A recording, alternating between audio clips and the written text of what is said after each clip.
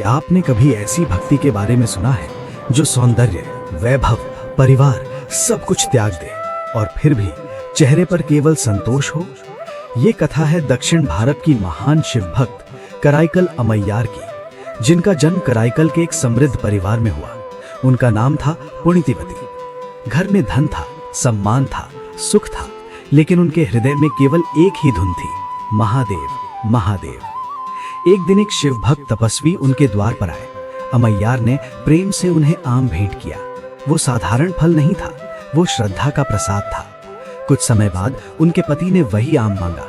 अमैयार के पास दूसरा आम नहीं था। उन्होंने आंखें बंद की और पूर्ण विश्वास से शिव का स्मरण किया, और तभी उनकी हथेली में वैसा ही एक और मीठा सुगंधित आम प्रकट हो गया।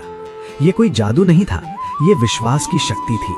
जब उनके पति ने ये चमत्कार देखा तो वे भयभीत हो उठे। उन्हें लगा ये कोई साधारण स्त्री नहीं, कोई दिव्य शक्ति है। अज्ञानवश उन्होंने उनका त्याग कर दिया। लेकिन अमैयार रोई नहीं, टूटे नहीं। उन्होंने संसार की ओर देखा ही नहीं, उन्होंने केवल शिव की ओर देखा। उन्होंने प्रार्थना की, हे प्रभु, ये रूप, ये सौंदर्य कहीं मेरी भक्ति में बाधा न बन जाए। मुझे ऐसा बना दीजिए कि मैं केवल आपकी हो जाऊं। भगवान शिव ने उनकी प्रार्थना स्वीकार की।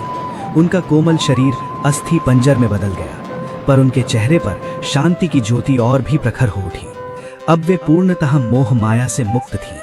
फिर उन्होंने संकल्प लिया कैलाश जाने का।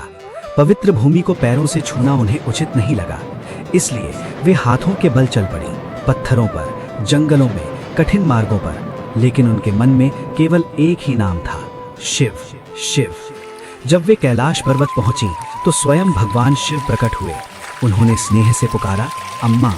ये सुनकर अमैयार की आंखों से अश्रुधारा बह निकली। उन्होंने कहा, अप्पा। उस क्षण भक्त और भगवान के बीच कोई दूरी नहीं रही। भगवान शिव ने उन्हें वरदान दिया कि वे सदा उनके आनंदमय नटराज तांडव का दर्शन करें और जन्म मरण के बंधन से मुक्त हो जाएं। आज भी उनके भक्ति गीत हमें याद दिलाते हैं कि सच्ची भक्ति सुंदरता में नहीं, चमत्कार में नहीं, बल्कि पूर्ण समर्पण में होती है। जहां अहंकार समाप्त होता है, वहीं से ईश्वर का अनुभव प्रारंभ होता है।